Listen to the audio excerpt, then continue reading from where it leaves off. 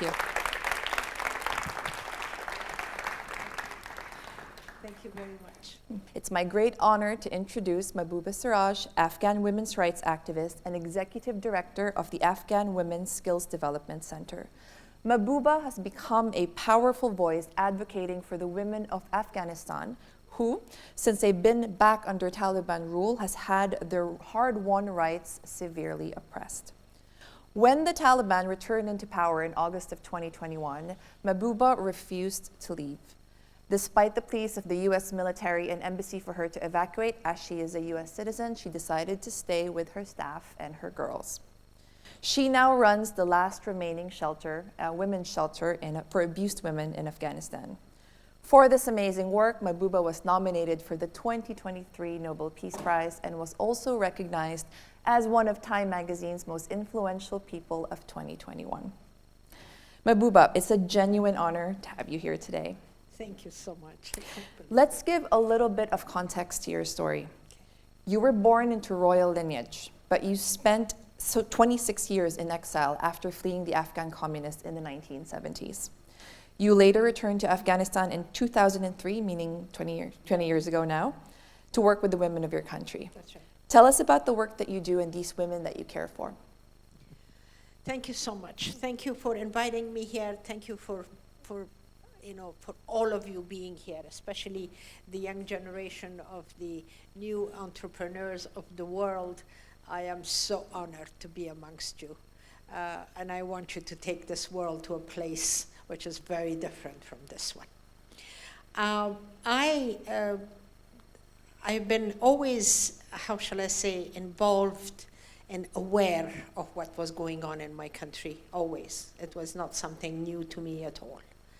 And the reason why in 2003, I decided finally, after seeing a few things on television, that two of those scenes I never forget.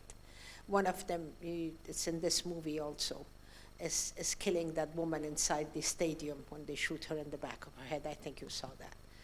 And then another one of them was the destruction of the Buddha statue in Bamyan, which absolutely broke my heart.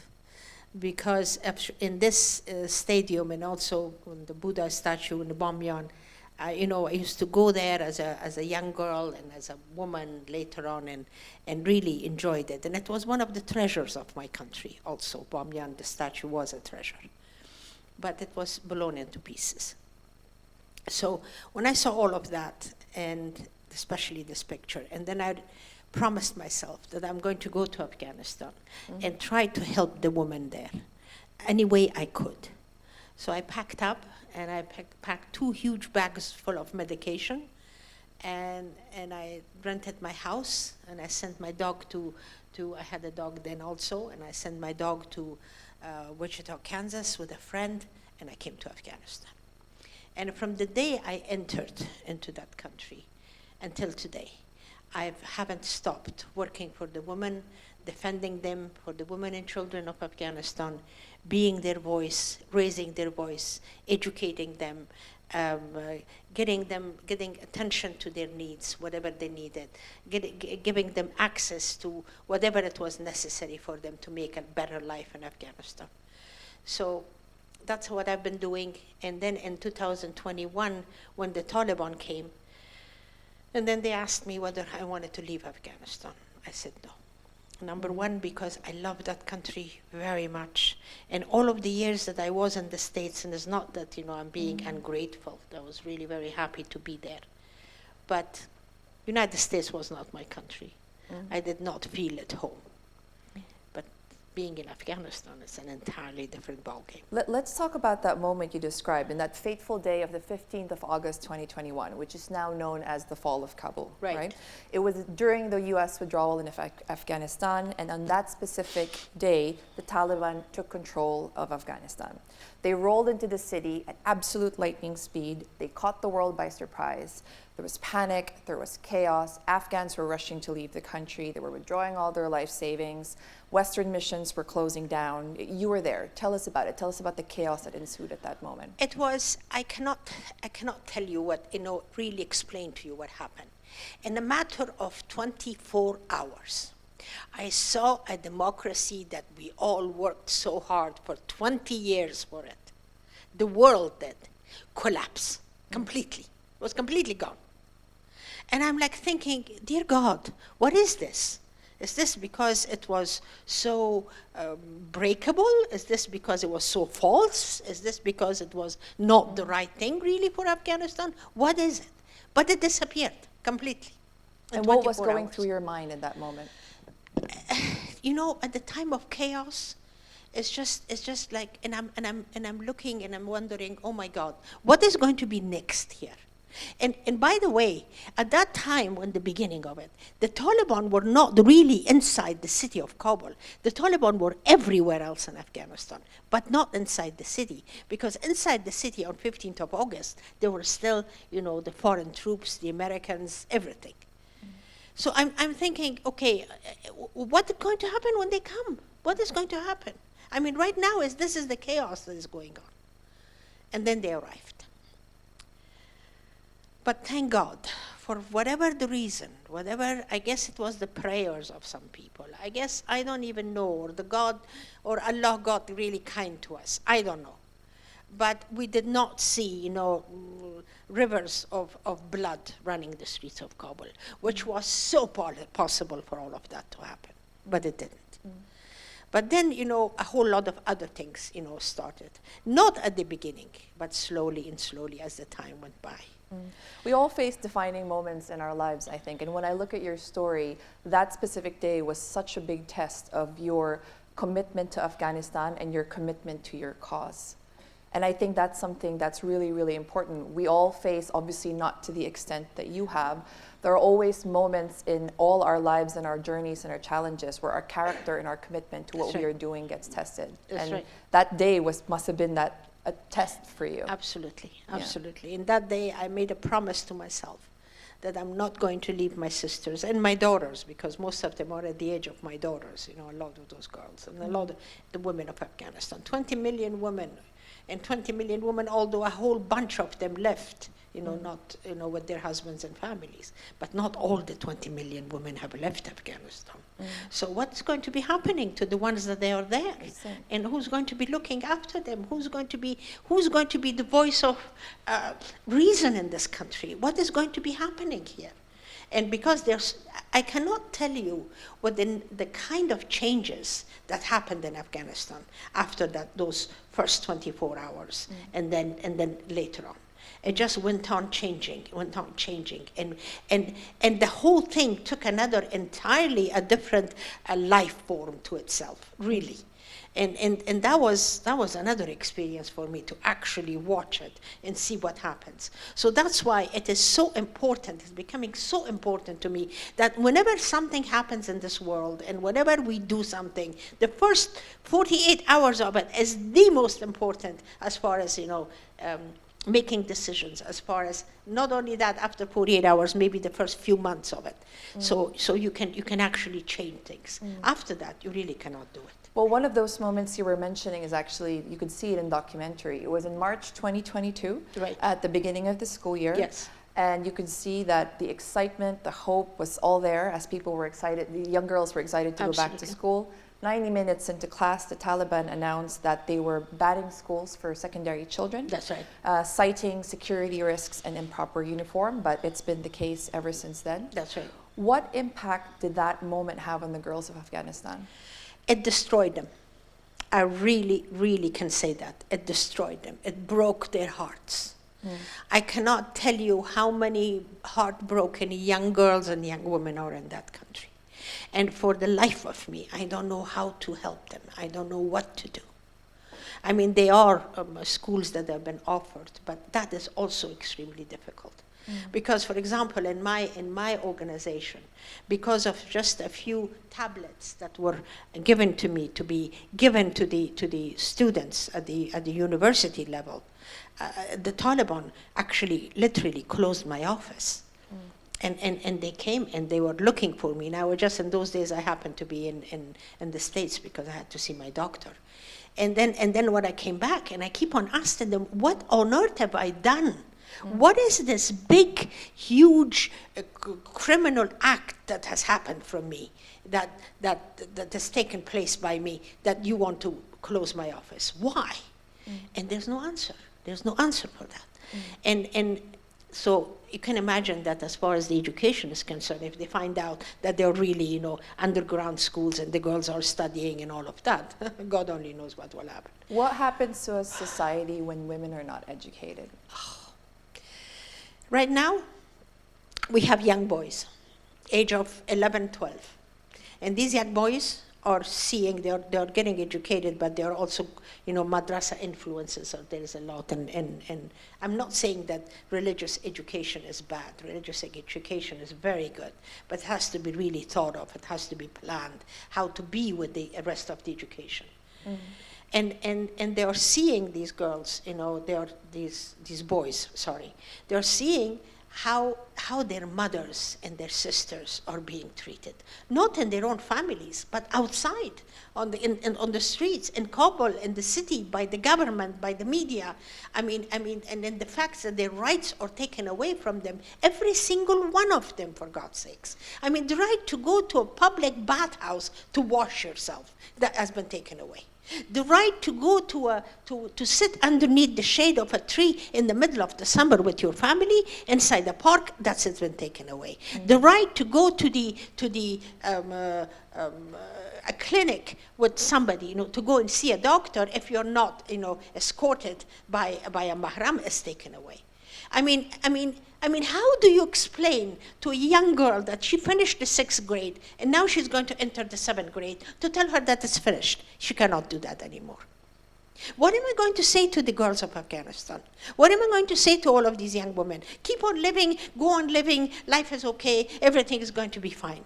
No, it's not going to be fine, because those boys, that they are not respecting the women and they are not respecting their mothers and their sisters. Now, can you imagine if this thing continues a few more years?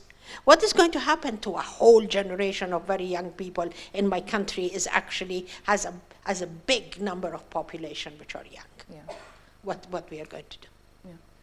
And it will have an impact on the boys as much as the girls, so much, right? So much. It's going to break the girls, and it's going to have an impact on the boys, and it's going to teach them a false masculinity, and that is the worst thing.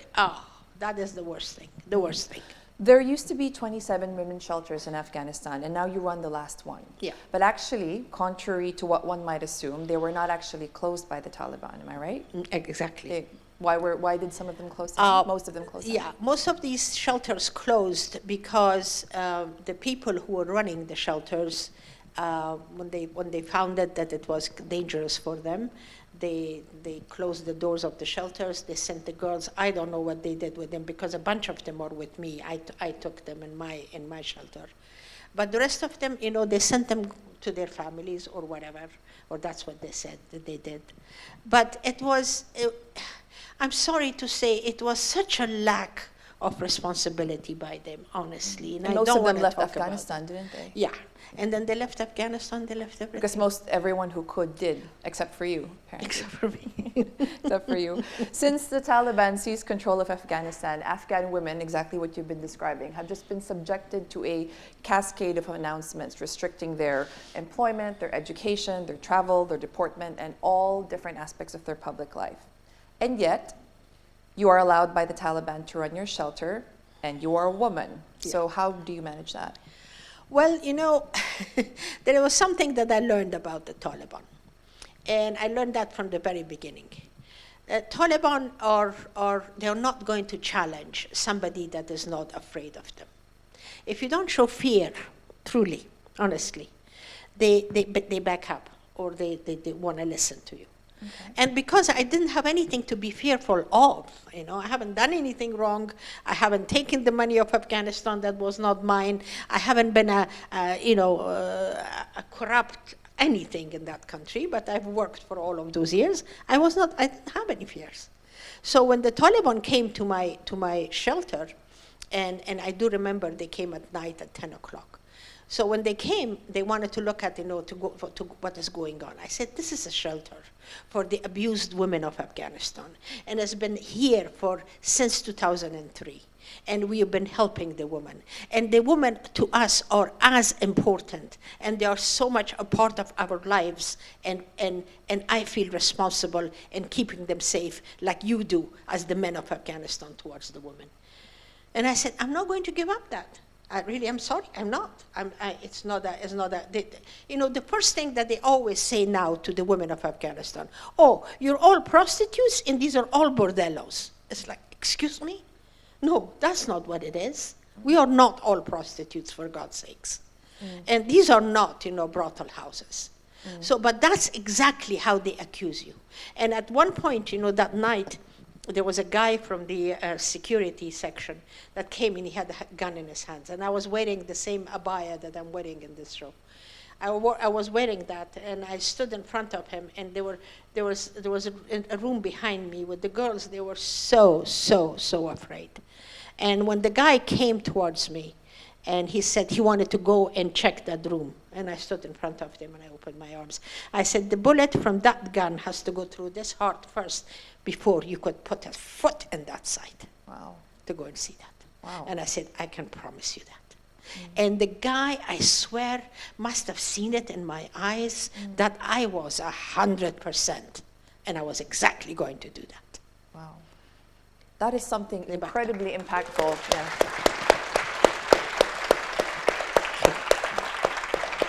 Well, that is something incredibly impactful and incredibly phenomenal. I think everybody here can really take in and really learn from. It's that when you have this conviction, when you are absolutely sure of your limits and your boundaries and how far you're willing to go for something, you can actually create some pretty incredible change and shifts in the behavior of people around you. Absolutely. In ways that you would never even expect. Absolutely. So you actually stood down the Taliban and won. Yeah, Wow. I actually did that, and I still can't believe it myself. But Wow. I meant it at that moment. I honestly meant it. And that's the way, believe it or not. And this is something for all of you young people to take away. If you're committed in doing something, please be committed 100%. And give 120 and 140, at times 160% of yourself. Because once you do that, you can change the whole dynamics of things. And it changes in a way that absolutely will surprise you. I can guarantee you that. And always remember to be humble, please. That's very important. This documentary, Mahbouba, has actually not been distributed commercially. It's not been on all the public streaming platforms yet. So while you are currently being tolerated by the Taliban, Oh my God. when it comes out, do you have any concerns about the repercussions? Huge concerns. And I really don't know how they're going to react. I really don't know what is going to be happening. But as everybody, all of my friends are telling me, I said, I will really think of that when I would really think of crossing that bridge when I come to it. Will it change how you're doing anything? It all depends, What I'm really afraid of that they might do. It's not putting me in prison or anything, but what I'm really afraid of they might do is to stop me from coming to Afghanistan and say, don't work. Then I don't know what to do. But the only thing that I am really counting at this point is having the group of the Afghans that I do have behind me that are supporting me. And I hope that will remain and they will be there always to do that. You've also mentioned in previous interviews that actually all the media attention you've been getting, such as this, your Nobel Peace Prize nomination, has actually kept you alive. Absolutely, absolutely. And that one of the guys, that actually, his interview is on this documentary. He told me, he said, Mahbouba, and I said, sir, he said, we are actually keeping you alive. I said, you better believe it. The international media is really keeping me alive. And especially for the first year and a half, next to 2 years, it was the truth. Because whoever came to Afghanistan, the first door they knocked was mine. First they came to me, talked to me, and then they went and talked to whoever else. So that was one of the reasons why I'm still alive and why I'm still here. Yeah. You seem so fearless to me. Are you never afraid? No, I'm always afraid. It's not that I'm not, honest to God, I'm not, as I said, I'm not a brave person, I'm not a martyr, I really am not. I know a lot more braver people than myself, to tell you the honest truth. I would beg to differ. But but really, but I am, you know, I have a certain belief in my heart that this is something that I have to do. This is something I have to do, and I'm going to do it, and I'm going to do it with the best of my capacity. There is nothing else. I mean, what am I supposed to do? This is. Maybe I was called for this. I have no idea, but this is my responsibility right now. It really is. And I take my responsibilities very, very, very seriously. That's an understatement, to say the least. I don't take myself seriously at all, but I take my responsibilities seriously.